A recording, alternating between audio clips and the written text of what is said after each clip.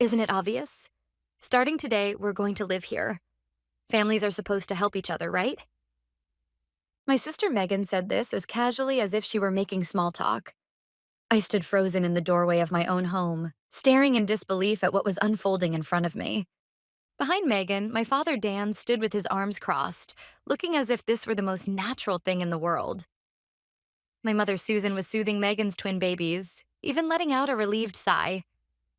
Megan's husband Joey didn't even bother waiting for my response and was already trying to lift one of the mountains of cardboard boxes they had brought.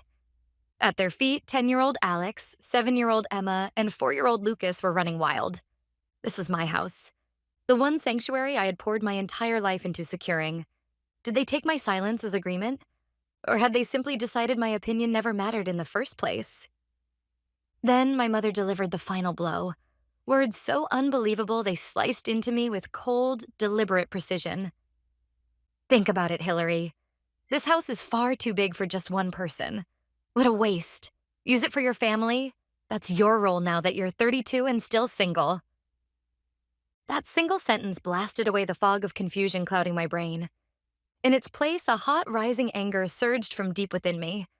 My life, my effort, my choices, all dismissed as nothing more than a convenient pawn, a cushion for their failures. And now they were shoving that reality right in front of me. The kids, oblivious to the tension among the adults, had already stormed inside the house. Alex was bouncing on my beloved sofa. Emma had grabbed the TV remote, blasting an anime at full volume. But I couldn't afford to explode. That would be exactly what they wanted. As a financial manager, I'd trained myself to stay calm and analyze numbers and facts with objectivity. That discipline was the only thing keeping me from losing control. I took a long, deep breath. Then, as steadily as I could, I said, "First, stop bringing your things into my house. And then tell me, step by step, what exactly happened? Because I have never once heard anything about you moving in." For a moment, my mother looked genuinely startled, but she recovered quickly, slipping back into her usual tone. "There's nothing to explain. You already knew Megan and her family were struggling, didn't you?" That sentence cracked open memories I had kept buried. I knew my sister had thrown herself into her so-called difficult situation. I remembered the day that reckless plan began. How I warned them over and over again, and how not a single one of them listened. It all started one Sunday afternoon, a year ago. We had gathered in the dining room of the house Megan had inherited from our grandmother. Grandma had left the house to her because, unlike me, who was already independent, Megan was married with children. She wanted to give her a stable foundation for the future. Megan had invited the entire family, saying she had an important announcement. "Listen, everyone, we're finally going to make our dream come true." With a bright, excited voice, Megan spread a proposal across the center of the table. On the cover of the proposal, the words "Natural Glow" were printed. It was the name of the organic cosmetics online shop the two of them planned to launch. "This isn't just any skincare line. These are real organic products, 100% pure ingredients that are good for both the earth and your skin," Joey said, his voice full of fervor. According to them, consumers were fed up with chemical-filled products saturating the market and were desperate for their authentic alternative. "That's wonderful. That's my girl," my father exclaimed without hesitation. "What a beautiful dream," my mother said, sounding genuinely moved. But I, out of habit as a financial manager, stepped back mentally and observed their excitement with a touch of caution. Having dreams is wonderful, but a business cannot be built on dreams alone. I quietly reached for the proposal, and after flipping just a few pages, I found the first and biggest red flag. Under the funding section, they had written, as if it were nothing, "Funds, sell Grandma's house. The house our grandmother cherished and lived in until the day she passed. The one she left to Megan, filled with all our memories. And they wanted to use it as the first stake in this wildly optimistic fantasy they called a business plan." A chill ran through me. "Wait, Megan, you're not serious, right? You're going to sell the house?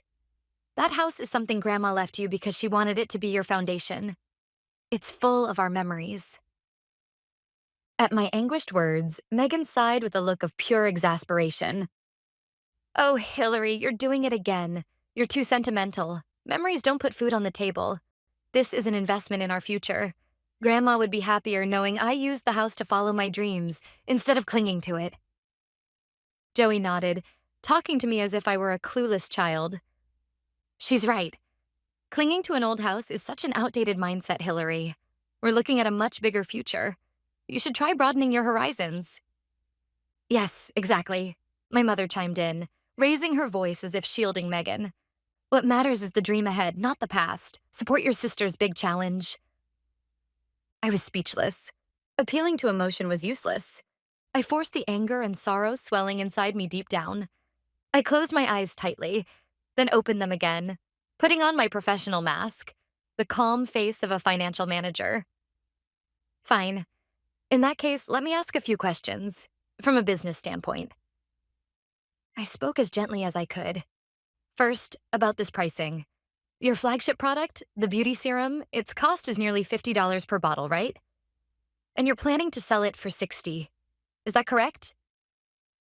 Megan beamed proudly. Of course. We're using the highest quality organic oils from around the world. Naturally, the cost is high, but for this level of quality, $60 is practically a bargain. I steadied myself, fighting the urge to rub my temples. Megan, a business can't survive on that. From that $10 margin, you two have to cover website maintenance, marketing, shipping, packaging, and most importantly, your own living expenses. Have you calculated any of that? At this price, the more you sell, the deeper you go into the red. Even if you sell out your entire first batch of inventory, you might not even have enough left to pay for the next round of supplies. This was the most fatal flaw in their plan. They were intoxicated by the phrase, the best ingredients, completely ignoring the core fundamentals of business, cost analysis and profit structure. At my remark, Megan's smile vanished. What are you talking about? Hillary, you don't get it. This isn't just a product, it's a work of art. Joey backed her up immediately. That's right. Hillary just doesn't understand our passion. All she ever talks about is numbers. No vision, no dreams. And then, as always, my parents delivered the final blow. Hillary, that's enough, my father said, sounding disappointed. Stop pouring cold water on your sister's dream. You've always been like this. Too realistic, never thinking about other people's feelings. My mother, getting teary-eyed, added, We want to support Megan's challenge with all our hearts.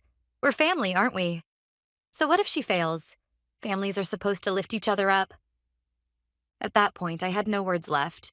It was painfully clear that they didn't want realistic advice, only irresponsible praise. They had sealed themselves inside a world built from pleasant fantasies, refusing to let any inconvenient truth reach them. It was obvious their grand vision was nothing more than a castle made of sand, and when that castle finally collapsed, I already knew exactly who they would run to for help. Sadly, that uneasy premonition became a harsh reality, right here on my doorstep, exactly 1 year later. Pulled out of my memories and thrust back into the chaos unfolding in front of my house, my mother's shrill voice stabbed into my ears. Are you listening, Hillary? You know how hard things have been for Megan and her family, don't you? They worked so hard after that. I had to fight the urge to laugh out of sheer disbelief. Their hard work had resulted in losing our grandmother's cherished home, accumulating $200,000 in debt, and now barging into my house. Shaking off the despair that had clung to me since that day a year ago, I spoke clearly and firmly. Absolutely not. Every ounce of my will was poured into those words. I refuse. Megan and her family will not be living in my home. Not now. Not ever. At that clear refusal, everyone present froze in place. They stared at me, stunned, as if the concept of me rejecting them had never once existed in their reality. The first to recover was Megan. That's horrible, Hillary. How can you be so cold? Are you saying you don't care if we end up on the streets? That these children, your own niece and nephews, don't have a place to sleep tonight? She hugged her twins in an exaggerated display, using them as shields, the lowest, most manipulative tactic. Beside her, Joey trembled with anger. I can't believe this. I had no idea my sister-in-law was such a heartless person. We're only asking for help. My mother shrieked, Abandoning your own family is unforgivable. Take that back right now. My father added heavily, Your success is thanks to the support of this family. Is this how you repay us? I'm disappointed in you, Hillary. The words came like knives. Cold-hearted, ungrateful, selfish, thrown one after another. I stood silently, letting their verbal assault wash over me. It wasn't anger that filled me anymore. It was a deep, bottomless sorrow. They would never, not even now, admit their mistakes. I inhaled slowly, deeply. I understand how you feel, but my answer is the same. This is my house, not a shelter for you to run to. Pack your things and leave. Before they could respond, I guided the children out into the yard to play, getting them safely outside. Then I turned back toward the adults, reached for the front door, and pushed my father's resisting hand away as I slammed it shut with all my strength. A metallic clank echoed as I locked it. From the other side, I heard shouting, crying, pounding, but I pressed my hands over my ears and collapsed onto the living room sofa. That night, I called a locksmith and had every lock in the house changed first thing the next morning. Now they couldn't get in. I finally felt, for the first time, a fragile sense of relief. A boundary had been drawn. But in just a few days, I would learn how fragile that sense of safety truly was. That day, I finished work a little earlier than usual and headed home. As I approached my house, I noticed something off. The front door was slightly open. All the blood drained from my face. The door I locked, the locks I changed. My hands trembled as I pushed it open. The moment I stepped into the living room, my breath caught in my throat. The floor was buried in the same overwhelming mountain of cardboard boxes and suitcases I had seen days earlier. And from the kitchen, my sister Megan appeared with a calm, almost cheerful expression. "Oh, Hillary, welcome home." "Why," the words barely formed. "How did you get in?" With zero shame, Megan answered, "I asked Mom to call an old friend of Dad's. He's a locksmith. She told him her daughter was locked out and crying because she lost her keys, so he opened the door right away. And he made us new spare keys, too. Such a lifesaver." This wasn't a family dispute anymore. It was a clear criminal act. From upstairs, I heard the children laughing and shouting. Drawn by dread, I walked up the stairs and opened the door to my study. It was no longer my study. The walls were smeared with messy swaths of pink and blue paint, and cute animal stickers were plastered everywhere. The expensive reference books and files I had carefully collected for work were stacked haphazardly on the floor, buried under piles of children's toys. And at the center of the room stood a bunk bed and a tiny crib, placed there as if they had every right in the world. My sanctuary had been transformed, without my permission, into a perfect children's bedroom. "What have you done?" As I returned to the living room in shock, Megan's voice came from behind me. "I'm sorry, Hillary, but the kids needed their own room, you know? It's not like you used that room for anything other than work." Rage washed over me, darkening my vision for a moment. I spun around and shouted, "Get out, all of you! Get out of my house, now!" Just then, Joey came in from the front door, stepping directly between me and the exit. "That's not happening. We don't have anywhere else to go." And right on cue, Megan burst into tears again. "Please, Hillary, don't do this. You can't throw us out. Do you really want these children out on the streets?" Her sobs echoed through the open doorway, spilling out into the neighborhood. I caught the silhouettes of neighbors peeking through their windows, watching. Megan immediately seized the opportunity. "Everyone, please listen. My own sister is trying to throw my small children out of the house."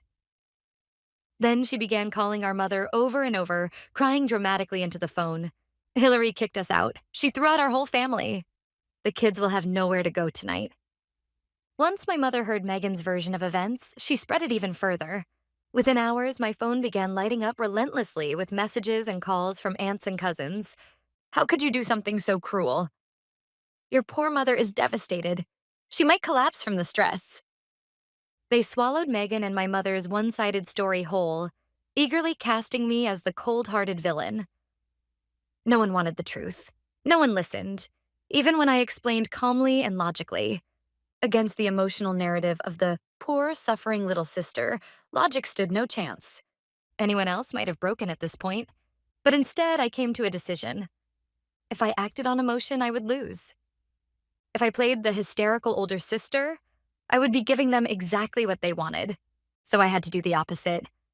The next morning, I deliberately put on an exhausted, defeated expression. In a trembling voice, I spoke to Megan and Joey. All right, I understand.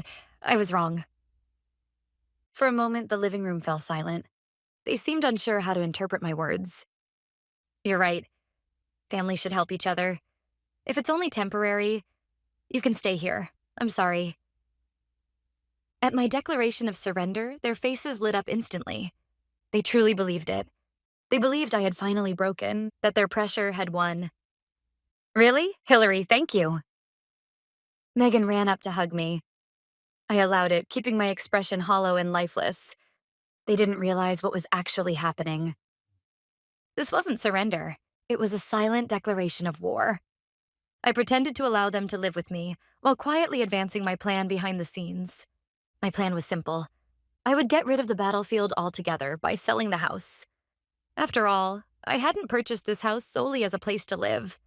I had also bought it as a long-term real estate investment. And fortunately, development in the area over the past few years had driven property values far above what I paid for it. This house was no longer a place of peace. So if it had become nothing more than an asset, then now, at its peak value, was the perfect time to sell. Rather than fighting on the battlefield, I would simply obliterate the battlefield itself. That was the ultimate solution I reached. From that day on, I began living a double life. Inside the house, I played the part of the understanding older sister. When they broke house rules or used my belongings without permission, I simply forced a weak smile and said, "It's fine. Don't worry." They relaxed completely, convinced I had submitted.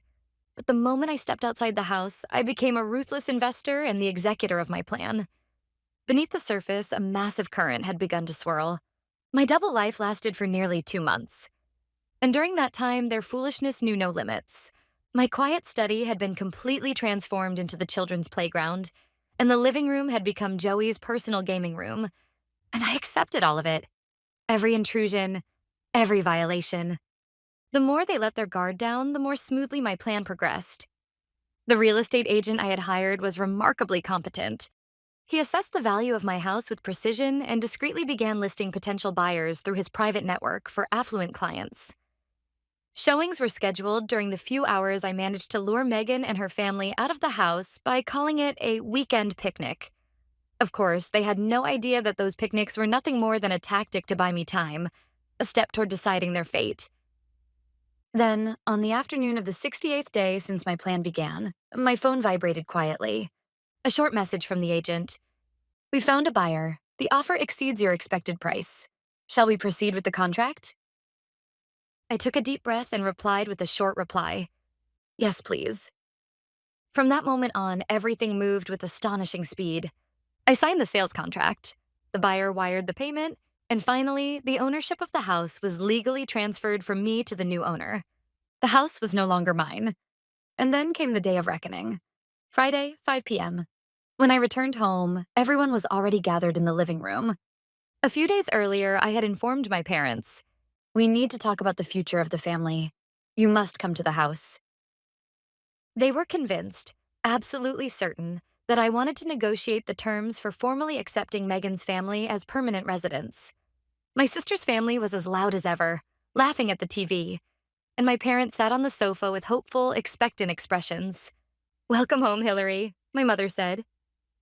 At the exact moment I took off my coat, the doorbell rang.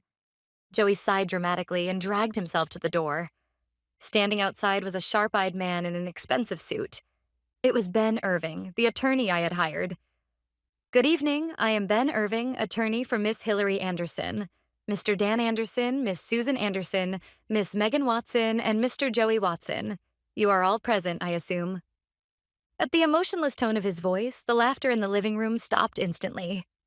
My father stood up frowning and walked toward the entrance. "Hillary's lawyer? What is this about?" Irving remained completely unfazed by my father's intimidating posture. He opened his briefcase and took out a document. "I'll be direct. My client, Miss Hillary Anderson, sold this property 3 days ago to a Mr. Gale. The transfer of ownership was officially completed earlier today." He raised his voice slightly so that everyone in the living room could hear clearly. "You are currently occupying Mr. Gale's property without any legal right to do so. This is your formal eviction notice. You are required to vacate the premises and remove all of your belongings within 72 hours by Monday at 5 p.m. Everyone in the room froze. What? What are you talking about? My father snatched the documents from the lawyer's hand, his voice trembling. As he scanned the page, the law firm's logo, the formal and indisputable wording, his face twisted with despair. If you fail to vacate the premises by the deadline, Ben continued, his tone cold and unwavering, the new owner, Mr. Gale, will file for immediate court-ordered eviction. In that case, the record will remain on your credit history. I advise you to make a wise decision. With that, Ben gave me a brief nod, said, "Excuse me," and quietly took his leave. The sound of the door closing echoed through the living room. And then, like a dam bursting, chaos exploded around me. "Hillary, what the hell is this? Explain yourself." My father's roar shook the entire house. No, Hillary, tell me this isn't true. Our house sold?" Megan grabbed my arm, sobbing hysterically. My mother collapsed to the floor, wailing, "You're abandoning Megan's family?" But none of their words reached me anymore. Slowly, I unwrapped Megan's fingers from my arm, looked at each of them, stunned, enraged, disbelieving, and spoke clearly. "My house. My decision. This is the line between you and me." My words poured into the inferno of their confusion and fury. For a moment, a silence as if time had stopped dominated the living room. And the next instant, my father's furious roar, like nothing I had ever heard, shook the walls of the house. "Don't mess with me." He kicked the low table across the room.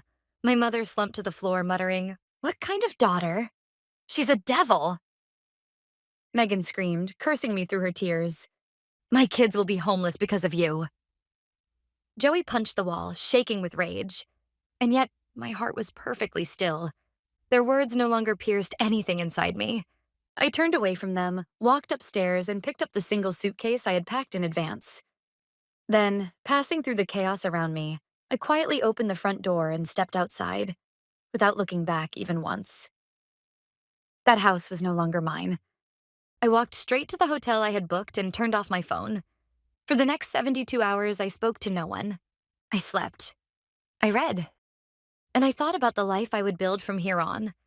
No matter how much they screamed, cursed, or begged, it no longer mattered. They were no longer negotiating with me. Monday, a little after 5 p.m., a short message from Ben confirmed everything. Eviction confirmed as of 17 o'clock today. I later learned what happened. They had barricaded themselves in the house until early Monday afternoon, doing absolutely nothing, probably clinging to the delusion that I would come crawling back out of guilt or that this entire situation was some twisted joke. But when Ben returned at 4 p.m. with 2 police officers, they finally realized it was over. They packed in hysterics, shoved the screaming children into their minivan, and fled the house at the very last minute. A few days later, I asked Ben to file for a restraining order in family court. It was the final, and most necessary, boundary to protect my workplace and my new residence. Given everything that had happened, the court approved it quickly. About a month after the incident, I received a phone call from my aunt, the same aunt who had once called me heartless. To my surprise, her voice carried an apology. She explained that Megan's family, with nowhere else to go, had moved into my parents' tiny old house. With no privacy, financial strain, and constant bickering, the household had become a battlefield. Megan and my mother complained nonstop, made endless demands, and exhausted everyone around them. And soon, people began to notice the contradictions in their story. At last, the truth surfaced. They finally understood the reality I had endured, and that my decision had been the last, necessary act of self-preservation. After that call, apologies began to trickle in from other relatives as well. I accepted their words quietly and answered only, "It's over now." I didn't feel anger, nor forgiveness, just closure. It was enough that the truth had finally returned to where it belonged. Now, I live in a bright, sunlit apartment high above the city. The profit from selling the house far exceeded what I'd expected, a testament to my years of hard work and to the painful but correct choices I made during that nightmare.